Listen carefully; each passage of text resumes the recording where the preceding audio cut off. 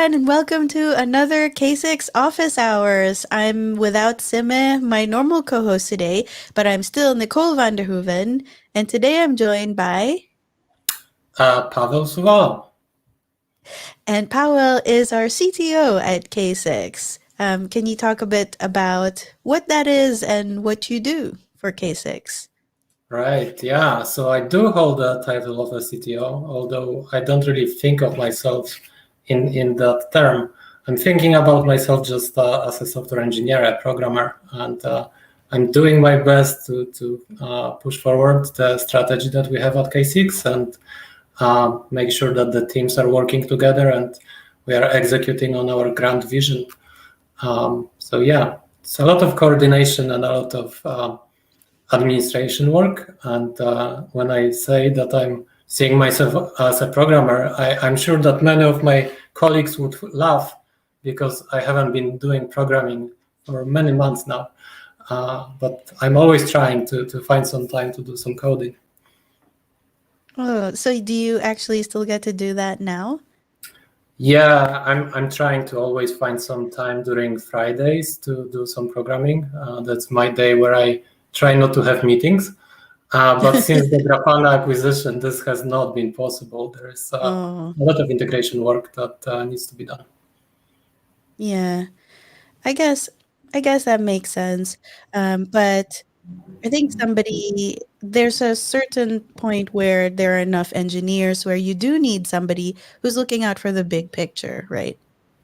Sometimes Right. that's Yeah. the most valuable thing that you can bring. Yeah, I think the same way.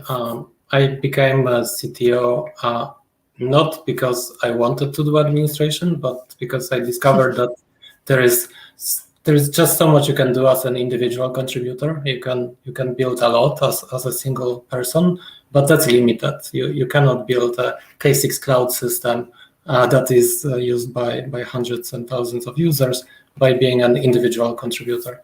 So that was the reason. But I still see myself as a programmer, really a software engineer. It's just that I picked up those tasks that are important to get done, although maybe not strictly programming. Yeah. You can still be both for sure. How long have you been at Load Impact? I joined a little more than 3 years ago, so that was just before we launched K6 Cloud. So K6 Cloud did not exist back then. That was quite a journey, yeah. So you've really seen K6 go from, I mean, it wasn't even K6, it was Load Impact. So from nothing to where we're at now. And I think you were saying that that's actually part of the appeal for you, right? Like you like the struggle. Yeah, that's one of those things that I'm after, trying to find something that is not necessarily working great and try to make it work. So it's been a great journey in Load Impact to launch K6 Cloud and then make it great and continue making it great. Then the acquisition, and now we have this opportunity to reach much bigger audience. Yeah. So I think part of the reason that I wanted to have you here was that I wanted to give people a little peek behind the scenes of how we work. So could you talk about like the different teams that we have set up? I think we're 31 people. I'm not even entirely sure. Yeah, we are around 30 people, and we are around 30 people now. We have been much smaller in the past, but we do have a front-end team, a traditional front-end team, a back-end team. We have we call them DevOps team, but you would call them a reliability team. We have a number of various teams. Of course, we have a DevRel team that you joined. Yeah, we have a customer success team, marketing team. We have business team. It's sometimes funny to talk about this because, for example, our finance team is one person, our design team is one person. For a long time, our DevRel team was just one person, right? So we do have teams, but we are just one big team of K6 engineers and people. Yeah. And I know when I first joined, were we even using any particular methodology for delivering software or building software?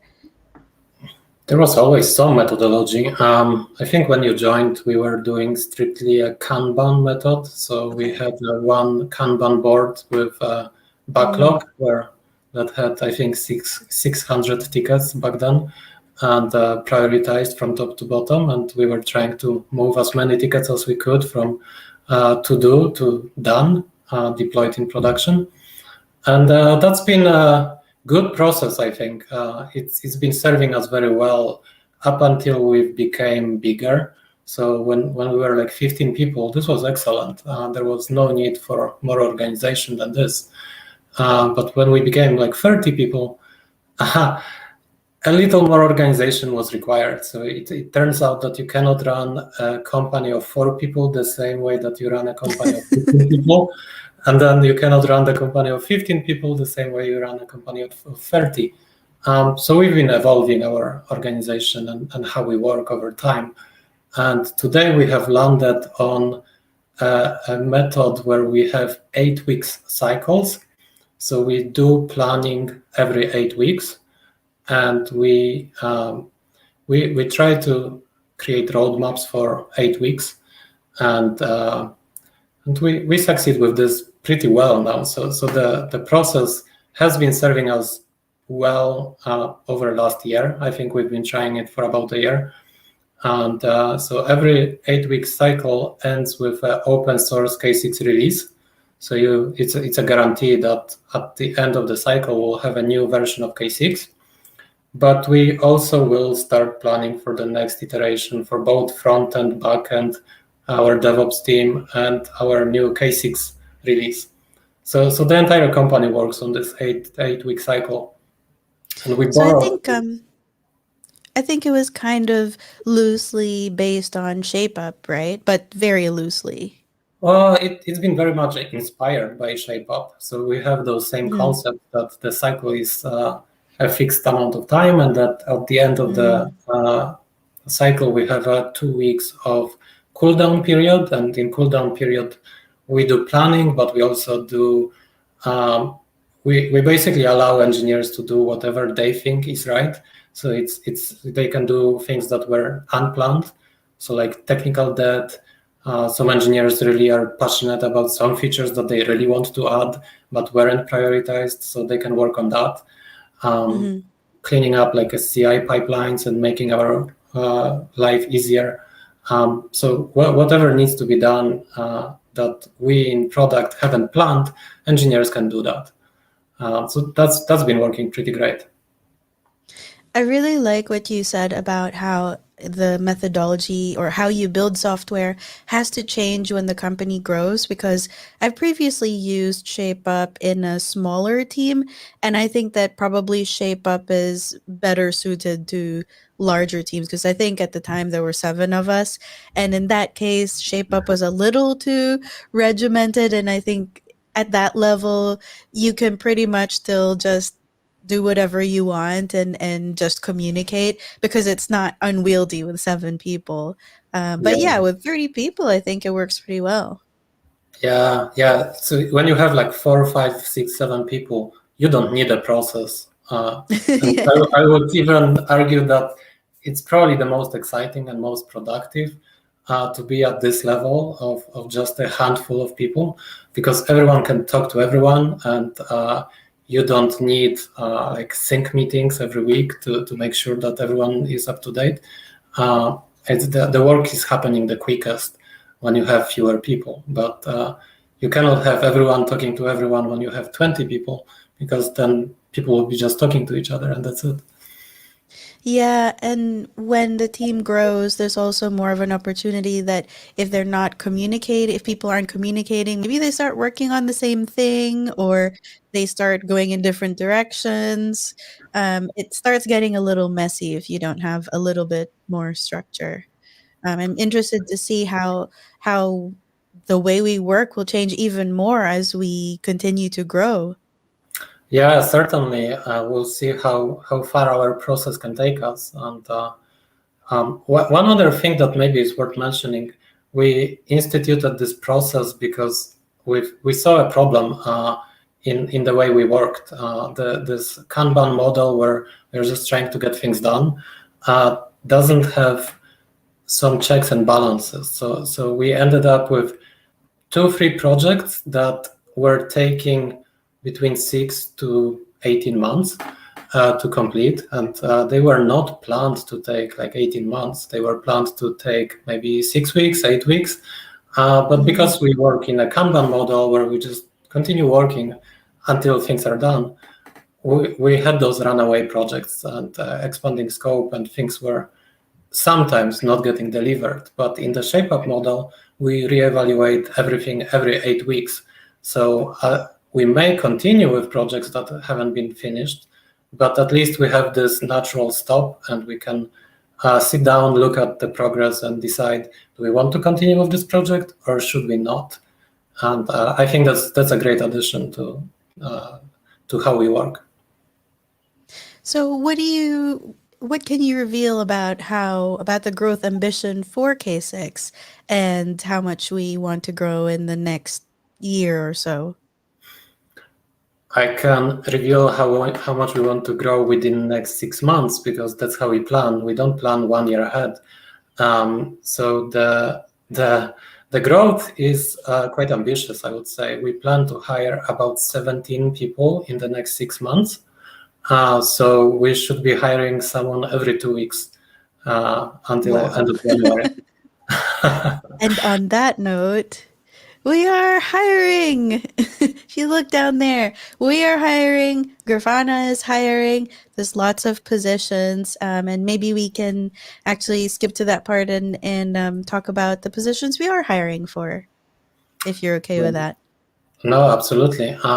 So if I remember all of the positions, I know we are hiring for front-end positions very heavily. So we are looking for experienced React developers, or if you are not a React developer, anyone who's very experienced in single-page applications in other frameworks. We are hiring heavily for the cloud platform, so the K6 cloud team.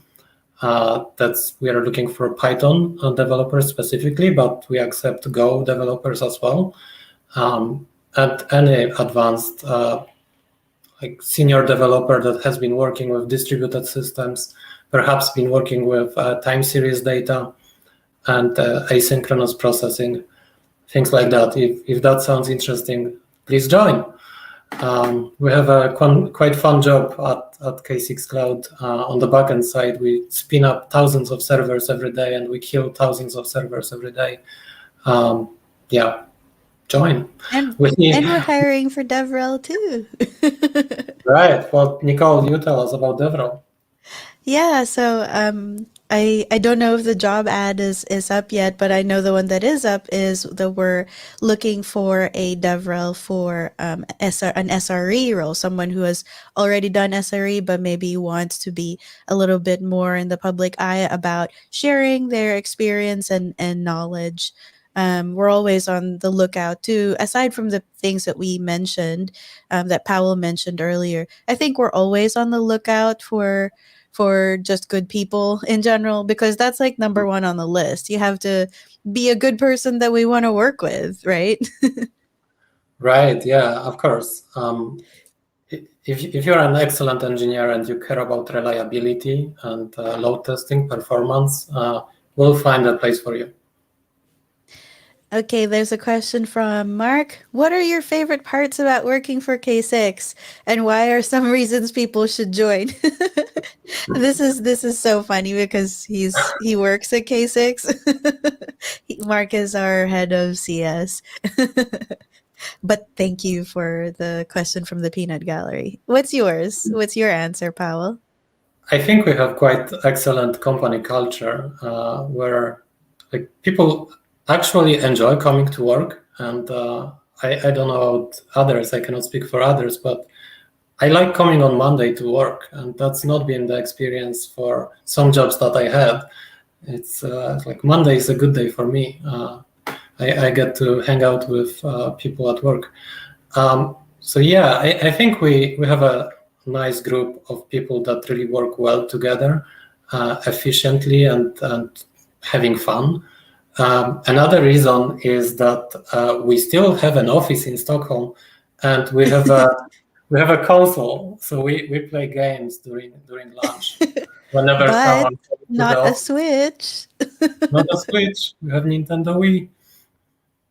But Yeah. a bunch of us do have Switches, and we have gotten together to play things in the past. Well, there are a lot of cool things about working for K6. We're remote first. I know Powell was saying that we have an office, but that's only a very small. It's a minority of people who can even go to that office. Most of us are spread out over across Europe and also in the US. And so we really have to do everything remotely. All meetings are remote. There aren't things that happen in the office that I feel left out of because all the cultural things are company wide. No, this is super important. We do have an office, but even in the office, we work remotely. So typically, Yeah. we all work in separate small rooms, and we communicate on Slack, even though we are in the same office. So there isn't like a headquarters in Stockholm, and we talk and we just disclose some information to the rest of the team. We are really fully remote. I also like that I feel at K6 I'm not micromanaged. There isn't anybody who looks over my shoulder and says, "Okay, how many hours did you work yesterday? What are you working on now?" Like there's no time sheeting, there's no and I have worked for companies who have been like that. Here the assumption is we are all adults, we're all professionals, and we can be trusted to a large extent to do whatever we want as long as we're working towards the same outcomes. Yeah, I feel the same way. We don't check on people. We are not verifying that they have been working every single hour that they say. And when we hire people with high personal integrity. So this works on trust. Since we don't monitor, we just look at results of people. And yeah, as you say, some people wake up early and start working early. Some people start late. Some people leave during the day for some other engagements and then finish in the evening. And that's totally fine. We have that flexibility. A comment from Danielle. How many hours did you spend on Kubernetes this week, Nicole? How many? He knows because he's the one that I go to ask my questions. But yeah, that's a good example. I sometimes I work odd hours, sometimes I work late at night, sometimes I start work late. It just depends. Nobody thinks that if you um, knock off a little bit early or if you come to work a little bit late that you're not working. They know that you're making up the hours some other time. I do want to mention a question that we got from Naveen Kumar. Is Grafana or K6 management looking to sponsor visas anytime soon? I don't know if Yeah, that's something you'd know. it's a good question. We've been just having this discussion yesterday. So we do not, in general, sponsor visas because the company is 100% remote. So there isn't really any reason to relocate people. You can work from wherever you are, and we'll accept your application. Yeah, it's like if we want to relocate you, where would we relocate you? We don't Yeah. really have any country that we are in. Yeah. That's the thing about fully remote. You just come as you are wherever you already live, I guess. And Mark is prompting us to talk about CrocoCon. Yes, I mean, this is getting to be like a long ad for K6 as a place to work. But yes, theoretically, we do have I think twice a year meetup. I say theoretically because since the pandemic, we haven't had it. And so I've never been to one. Right. Yeah, Nicole, we have never met, right? Yeah, I've never met anybody from K6 physically, like in real life. Yeah, yeah, that's the testament to the fact that we are fully remote. I haven't met half of the team face to face, So we've grown over the last 1.5 years during the pandemic, roughly by 50%. And we are really working remotely, and we don't need to meet each other. But yeah, as Nicole says, twice a year we try to meet face to face for 1 week of activities and talking to each other and hanging out, just building trust within the team face to face. But we haven't been able to do that. Hopefully this autumn we'll do that. To get back to how we work, now that we've talked about how awesome it is how awesome a place it is to work at K6, how do we figure out what to work on? And I know you and Robin have a big part to play in deciding this. Maybe smaller than people would assume. We delegate a lot of those responsibilities to individual teams, and we encourage all of the team members to have a good idea about our industry, about our product and strategy, our vision. And as long as people know the vision, they know what to work on, really. So the majority of the roadmap is coming from engineers, like leads of teams. So for example, if we take the K6 open source team, I think maybe Robin's and mine input is maybe 10-20% to roadmap. Ned, Mihail, and Ivan, both Ivans, they create the roadmap for each of the K6 releases, and they just ask us to approve it. Sometimes we add a ticket or two that we would like to have done, but not even always. So the K6 team is able to drive the product forward. And in similar way, we have a front-end team. Those guys know exactly what the vision is, and they drive the product. But yes, so Robin and I are product managers to some degree, and whenever there is a question and doubt, we answer. But every 8 weeks we do this planning, and that means that each team is planning, and then we create a single list of tasks and projects that we want to work on, and then we work on that for the next 6 weeks. And I know that for K6 Cloud in particular, one thing that you both do, and the team as well, is we look at the K6 Cloud feature requests repository. And I'm just going to link that in the chat as well so people can see. Certainly, that's one of the inputs to our roadmap and planning, the requests that we get from users and customers, what they would like to see in K6 Cloud. So we go through this list of requests at the planning session, and if they fit within the vision, and not always they do, we try to include that. It's always good to include things that people are actually looking to have. Yeah. So I wanted to talk as well about some of the challenges that we've had with K6 Cloud in particular. As a performance tester, I know that data is a big deal in terms of figuring out how to manage it. If you have more than one load generator, then you have to think about collating it. But at K6 Cloud, we're ingesting a lot of data from all our customers. What are some challenges in data ingestion that we've been able to surmount?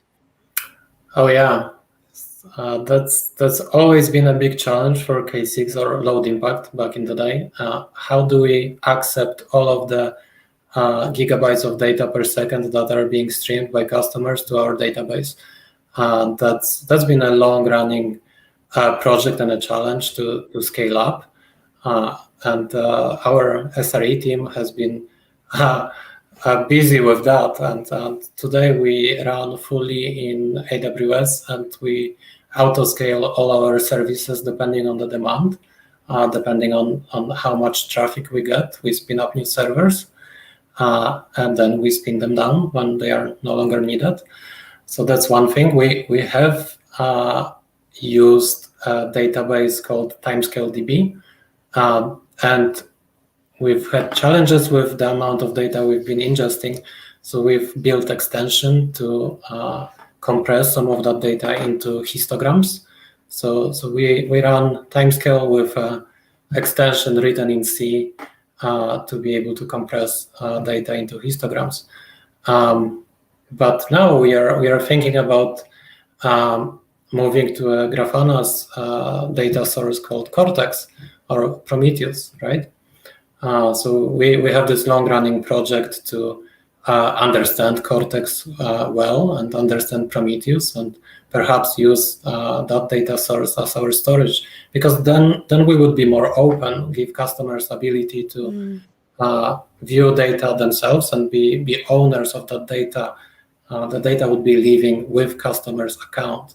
So that there would be more control for individual users to not only view K6 metrics about performance, but side by side with observability data from Grafana. Yeah.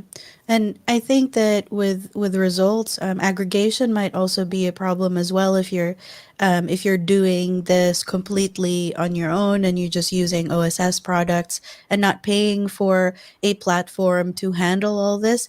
It can be difficult because, do you still want, like, everybody wants raw results, right? But the reality is, do you really need raw results for a test you ran last year?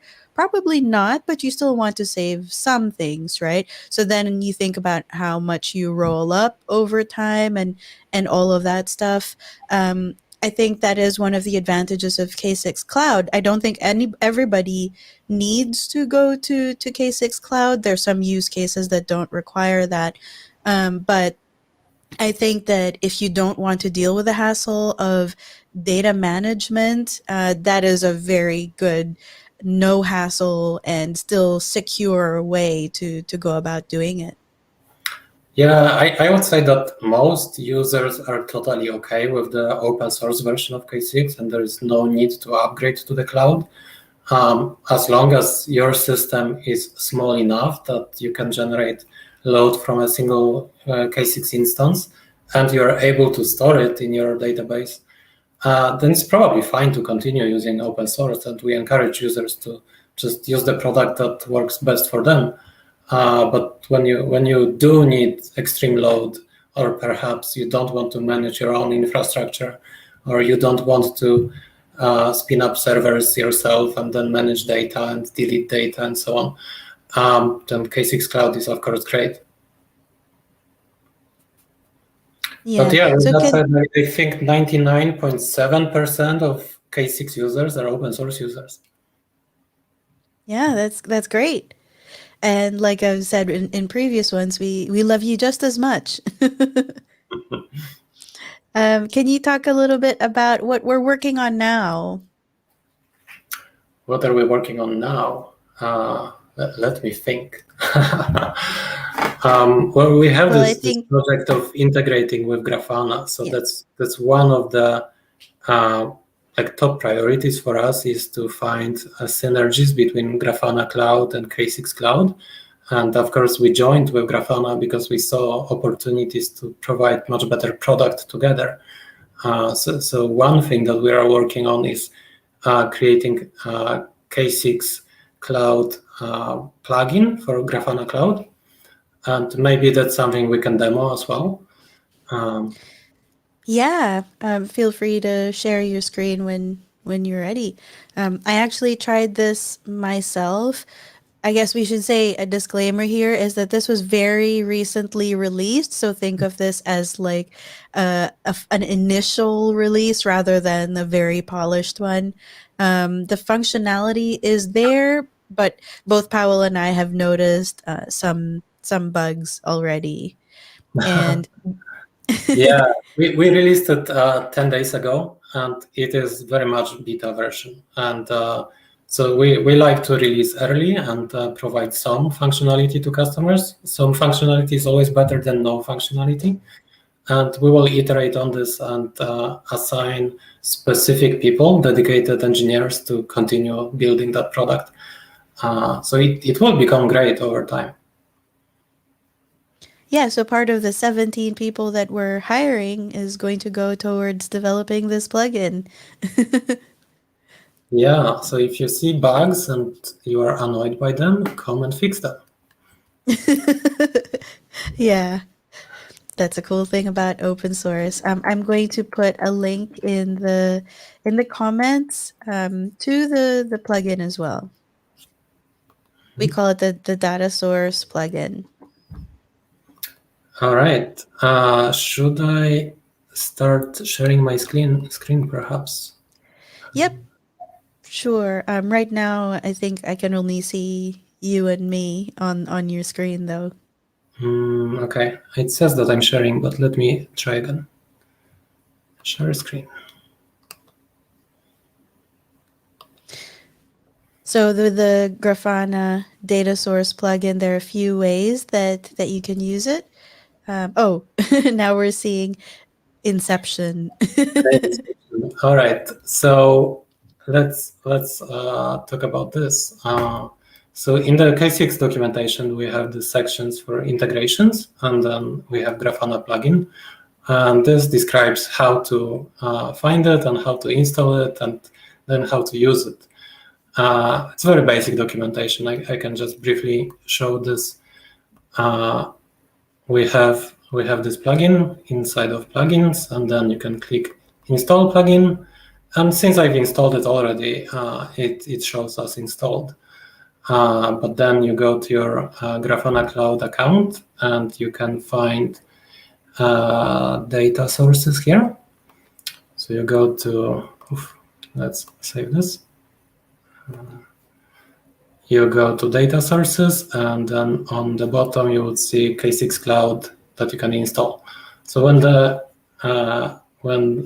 data source is installed, you can import dashboards. I think they are here. So there are two dashboards coming with this plugin, and you can import them. I have already done this, so I'm not going to do it again. In dashboards, we can then view those dashboards. And the first dashboard is K6 Cloud test run list. And this will connect to K6 Cloud database and list all of the test runs that you have had recently. I have a lot of them. And on top here, you can choose the organization. I'm in 3 different organizations, and I have many projects in those organizations. So let's choose this one, and then performance monitoring. And this is the test that I'm running every hour against production system. So I'm monitoring K6 Cloud website, blog, and documentation that they are working well. Could you also zoom in just a little bit? Yeah, let's try to do that. Is that better? Yep. All right. Let's see if I can take this away. Okay. Just in case not everybody is using large monitors. Let's see. So here you can view your metrics. So this is a default dashboard that we've just created very quickly, but you can of course create your own dashboard. And the point of this dashboard was to replicate a little bit at what we have in K6 Cloud. So this you can think of it as an alternative front end to K6 Cloud. So this performance monitoring test is this test that I have here. And we are going to view the last test run. So this one. This is the view that we have in K6 Cloud, the dashboard that we provide to users. It's not as flexible as we have in Grafana because you cannot edit some of those things yet. But it's purpose built, so it works pretty well out of the box. On the other hand, in Grafana, you can edit all of those panels and create your own views and metrics and define what it should look like, should display. So that's pretty great. It's good flexibility because you can combine this data together with your observability data. So yeah, we Here, have. we do have a quick question that's unrelated to the plugin, but what flavor of Linux is that? Says Naveen Kumar. This is a Debian, but it is not a standard Debian. It's a Debian using i3 window manager. So I like the tiling window managers. So it creates tiles. It fills Mm, the entire screen every time and resizes the remaining windows to use the entire screen. cool. So yeah, I've been using it for many years. This is the only way I can work now. Yeah, getting back to this. So we have a list of URLs, just the same as we have list of URLs in K6 Cloud. So those three URLs are the same, and the data is the same. So really, what I'm saying is that if you are a cloud customer, you can install this plugin and chart all of the data, bring them together with your observability data to correlate metrics. Yeah, and as Nicole mentioned, there are some small bugs that we've just noticed today. Of course, the gods of demos have intervened, and not all of the data displays as it should. So as you see, the no data here on this panel is a bug. I'm not quite sure how to fix this. It looks like if I'm going to the edit mode, it shows up. But as soon as I get out of the edit mode, it disappears. But yeah, that's just something we'll be addressing during the next few days. So no worries I about that. think it might be the data source because I saw that there are two data sources that you can select, and it's currently set up to. Oh no, the K6 Cloud is correct. Yeah, yours is a little bit different. Because I ran into the same thing. It was, I think the default for the dashboard is data source, but I believe that the correct one is K6 Cloud. Hmm. Yeah, I'm not quite sure what this is, but the point of this dashboard is that you can quickly view all of your test runs. So I've had a lot of test runs for this individual test, and I can just quickly go around and view all of the data from the past. So yeah, it's an alternative front end to K6 Cloud, Yeah. one way to digest and consume your data. And I think too that while it's nice to have that data in K6 Cloud separately, sometimes if you're already using Grafana, like if you have other dashboards in it that you're using to get the metrics from Prometheus or something like that, it's kind of nice too to just have it all in one dashboard or all in one app, rather than having to ask people to open up another tab and possibly log into K6 Cloud. It's an easy way to share the information across the whole team. Yeah, absolutely. So this is one of the things that we are going to be putting more effort into in the next months and years. Make Grafana a great experience for viewing load testing data. So this is one way you can consume your data, but the data still lives within the K6 Cloud database. So it's not within your Prometheus data source that you may have with Grafana. But that's also possible. So we have integration in the documentation. You can go to Cloud APM and you can view the Prometheus remote write. That's an extension to K6 Cloud that is able to stream data directly to your Prometheus instance. So perhaps you have a running Prometheus server on your side and you want to have your data with you. You can use this output to store data on your side. So there is some documentation how to do this, and maybe I can demo how to use it.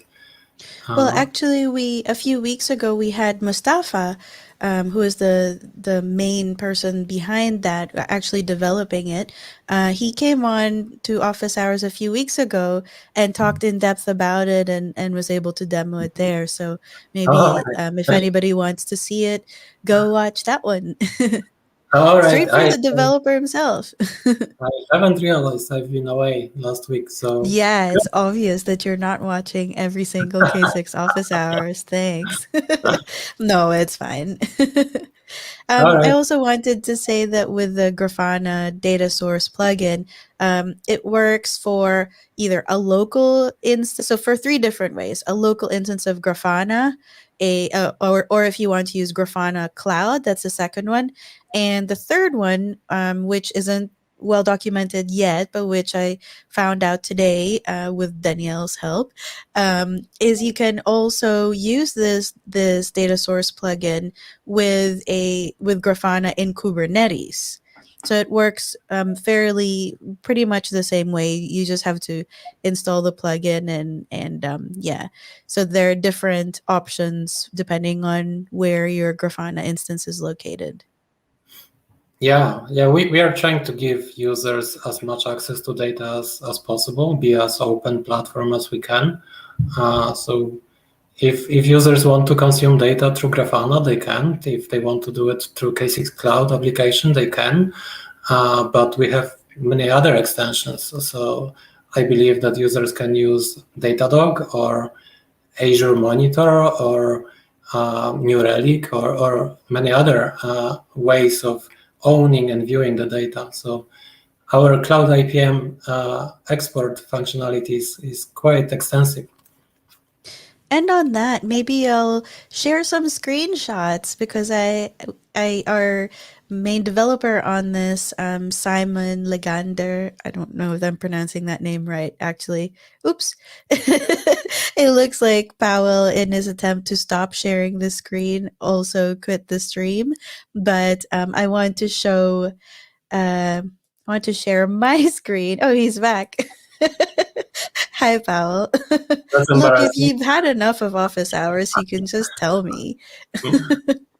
Wrong button. Let me share this screenshot. So this is an integration that does, well, an interface that does not yet exist. So what Powell was talking about, the Prometheus remote, right? Integration, it's, you use it by changing your script. So we have a code snippet in the documentation that you just include in your script, and then you put in your API tokens. And we're also working on an easier way to do it from the UI instead of doing your script. So this is, again, disclaimers, this might change. This is what the current status is, but it isn't released yet. So in all likelihood, minor things will change. And this is a way to set set it all up through organization settings. So there's going to be a cloud APM tab here after notifications, and you'll see that we have, of course, Grafana Cloud, but also New Relic, Azure Monitor, and Datadog. And then another screenshot. So this one is the same thing, except instead the organization settings is one way to set it, and another way is you're going to be able to set certain things on a test level. So this is test builder, and you're also going to see another section here after thresholds where you can decide maybe for this particular run you want to send it to some other APM, depending on maybe the team, certain teams or certain applications within an organization work and use different APM tools. You're going to be able to do that separately as well. And this is an example of what the setup screen looks like. I've obviously masked some credentials here, but this is the one for Grafana Cloud. You'll just need to put your remote right URL here and your username and password. And also you can specify here which metrics you want to send. Yeah, I believe we are going to be releasing this next week. Unfortunately, we couldn't demo it today. It's not yet in the cloud. Yeah, but it's close. Okay, so what else are we working on? Let's talk What, about. like, I know what people are looking to hear the browser extension, right? Oh, of course. Yeah, so we are going to be hiring 2 people to just work on the browser extension, and that means that Robin will no longer be the bottleneck for development. Our CEO driving the development projects. Yeah. Yeah, I mean, how it's dare he going, not be able to deliver as a developer while being the CEO during right. an acquisition? Yeah, so that's a position we are hiring too for. So if you know what is a playwright or Selenium, you will be able Or to do puppeteer? similar tests. Yeah, or Puppeteer. You will be able to do similar tests in K6 running real browsers. So we are hiring for that, and this is one of the strategic projects that we are going to be working on. Yeah, I'm really excited for this because it's going to be back-end testing and front-end testing, potentially in the same execution in the same dashboard. That I'm really looking forward to it. So please apply so that we can get this thing done. We're also rewriting our entire API on the back end, right? Yeah, so K6 Cloud API has grown organically over the last 7 years, I think, and we've been good at adding things to it, but not so good at maybe refactoring it. So now it's the time that we are refactoring it, and we are going to provide much better experience for external developers to use REST API and fetch metrics to their platforms. So you currently can do it as a user. You can use REST API and fetch your data, and this is how the Grafana plugin works through REST APIs. But it's not the most user-friendly API. So we are building much nicer one, and we are going to be documenting it so users can own their data even better than today.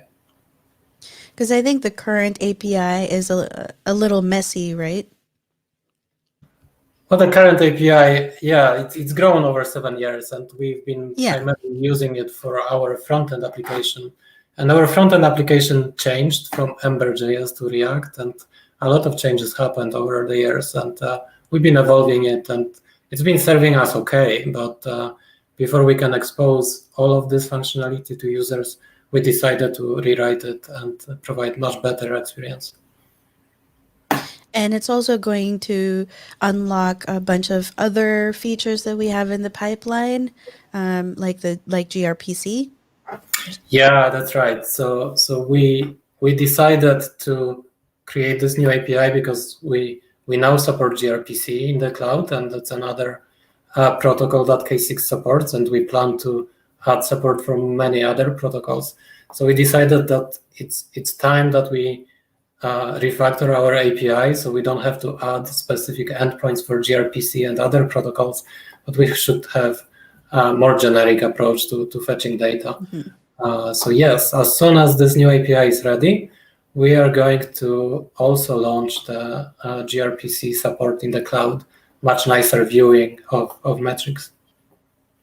This is again like the growing pains that you were talking about, right?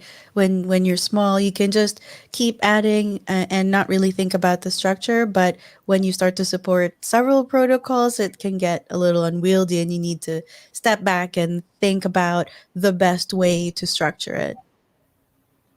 That's right. What do we have in the way of extensions? Yeah, so extensions are very exciting, and I think I think 2 releases ago, so 2 cycles ago, we released an ability to create output extensions in K6. So a K6 test can output data to whatever backend users want. And I was just looking a few minutes before the stream on new extensions, and I've noticed when I searched in GitHub that many new extensions have been developed over the last few weeks and months. So users are now able to create whatever they want with K6.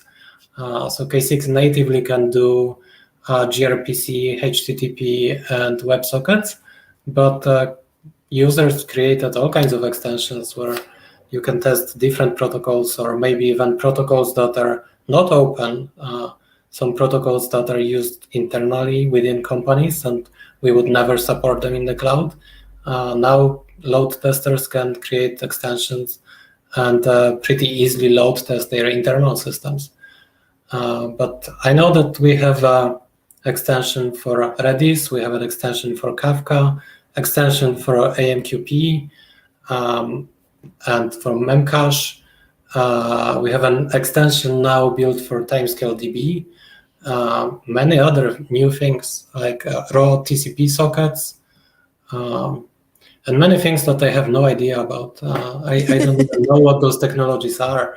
But if you search for Yeah. x86 on GitHub, there are many new things. That is one of the coolest things, and I think a real sign of maturity for K6, because now it's not so much about us as a team vetting what gets to be in the product or not. Our approach is, hey, you don't even have to open source it. If you have a use case and you just want to develop it in house just for your own use, we don't even need to know about it. Nobody else needs to know about it, and it's just a way of adapting K6 for many different situations. Yeah, the funniest extension I think that we saw was Minecraft extension. So someone built an extension to load the Minecraft servers, and this is certainly something that we would not develop in K6 Core, but it's definitely possible to build it yourself if you want to.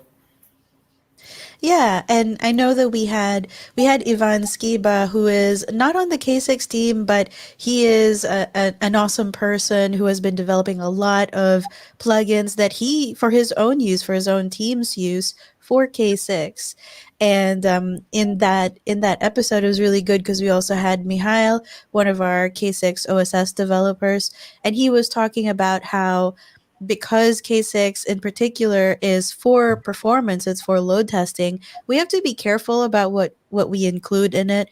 We don't want it to be super bloated, because that binary is going to be executed on many, many machines potentially. So we have to err on the side of caution. But plugins let you kind of circumvent that and still be able to get your use case up and running for K6 without having to slow the experience for everybody else. Because not everybody needs to test a Minecraft server, right? Yeah, exactly. We care about developer experience a lot, and one of the things that developers don't like is very huge binaries. And K6, Mm. we try to keep K6 at a smaller level. So I think K6 today is something like 30 megabytes. So it's definitely suitable for CI, and you can pull that very quickly.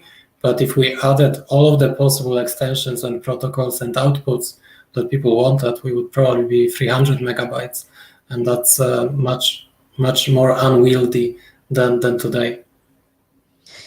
I also noticed that we are both inadvertently representing our company with you with your maybe I'll zoom out a little bit. Look at that K6 shirt. Other side. I am too. Let me put this out of the way. Maybe I can show you. Oh, there you Mine's go. Grafana, and it's the Pride version. Oh, wow. I'm still Yeah. waiting for my t-shirt. Yeah, there's so many things to this. Also, the Grafana line t-shirt. There's a bunch of swag from that, and kind of swimming in new t-shirts right now. So Powell, we have a few more minutes. We have about 6 more minutes. Is there anything that you would like to say in particular? Well, I'm going to repeat that. Please join us if you're excited about observability, about reliability, you care about performance and quality. Join us. We are looking for backend, frontend, SREs. We are looking for K6 open source developers. We are looking for DevRel. And I believe we are looking for other people that you can find on the link here. Yeah, seriously, it's a great place to work, and I'm not just saying that because I get paid by K6, but I would never say that if I didn't truly believe it. And we've had a bunch of people from the K6 team, like not just DevRels, but also developers. And you've met the CEO, Robin, and then now Powell. Like, we're trying to get different people from the K6 team to show you that it is a very friendly, casual bunch that we've got working here, but also quite ambitious and driven. And Mark has chimed in with, "We're fun." But normally when you have to say that you're fun, are you really fun? But Just to one fun yeah. thing that we do that maybe other companies don't is that we allow people to move between departments. So if Yes. you got tired of programming, you can go to DevRel and speak on some conferences, or write some blog posts, or go and do customer support, help our users, or like go to SRE team and play with servers. So that's a journey that some of our developers have taken. Especially one developer started at front end, then became a backend engineer, then became Mhm. our data engineer, and now he's playing with servers in SRE team. Yeah, and that's on based on the philosophy that, you know, good people are good people, and even if you don't necessarily have the experience in working with something, if you have the right work ethic and you're fun to work with and you have the right attitude, that's really what counts. So, you know, you can be trained up in a variety of different fields if that's what your attitude is. Just to see us out, Powell, can you tell me what is your favorite scene in Dune? Oh my God. Putting you on the spot here. First book, because the other books, that's just too many But of them. is it really a book that you're asking, or is it the last movie? I have No, I been haven't watched the movie. So the first book. I've been tainted by watching the trailer, and I'm not a Yeah. big fan of it. I think the scene where Paul is standing in front of the worm and Mm. the Shai Hulud, and he's not sure if he's going to die or not. That was quite powerful scene. Yeah.